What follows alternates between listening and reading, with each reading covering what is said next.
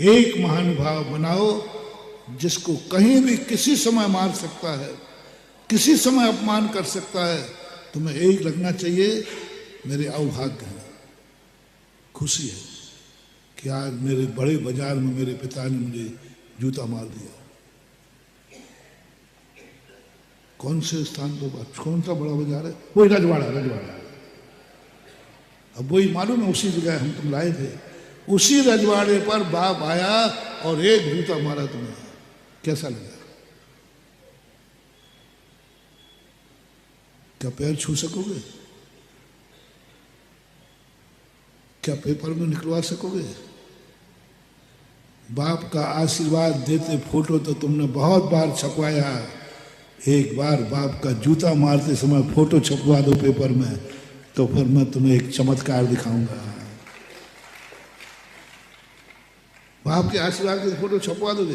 पापा आशीर्वाद नहीं रहे, नहीं, जूता पड़ा, वो फोटो तुम अपने रूम में टांगना है और सबको दिखाना है मैं वो भाग्यशाली हूँ।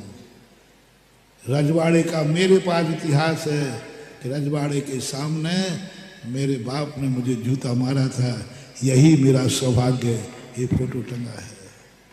दुश्मन का नहीं कहता, नहीं, दुश्मन तो बेटा जूता खोल नहीं पाया, उसके पहले तुम दो टिका देना।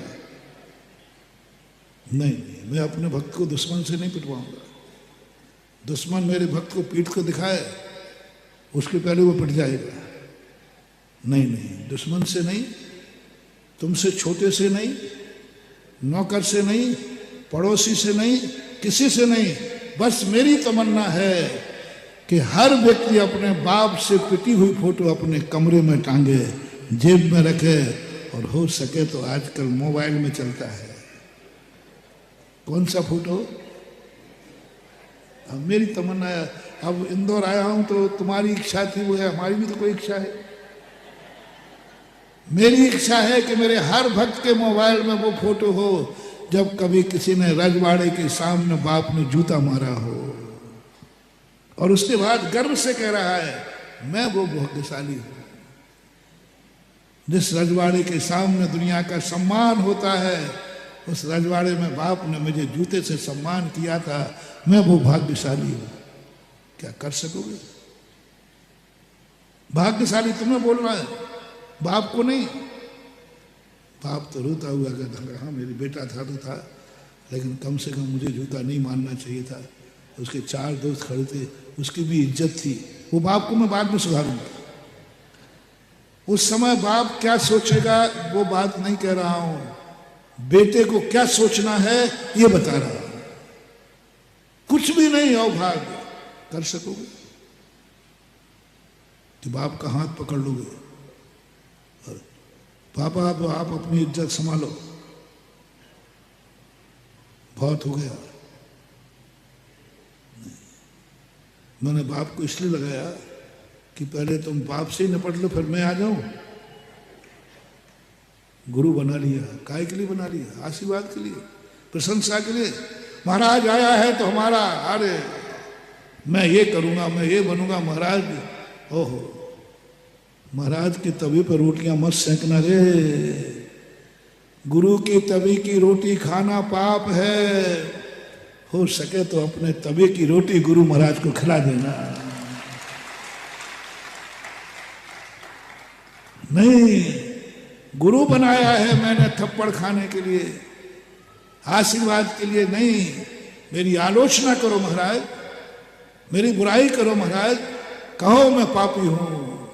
जैसे ही गुरु ने नाम लेके पापी कहा, तुरंत फर्स्ट एंड फर्स्ट बताओ पहली बार में कैसा लगेगा? पहले, दूसरी बार में नहीं। दूसरी बार कहोगे कोई बात नहीं, गुरु ने तो कहा है।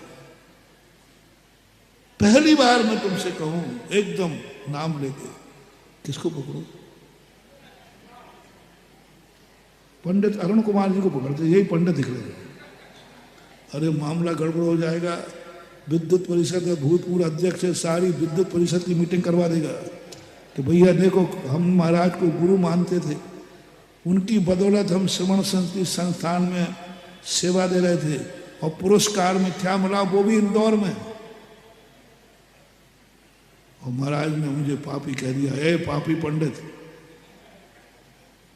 और नाम लो, ले लो, नहीं ले रहा हूं, उनकी लाइव चल रहा है। नहीं,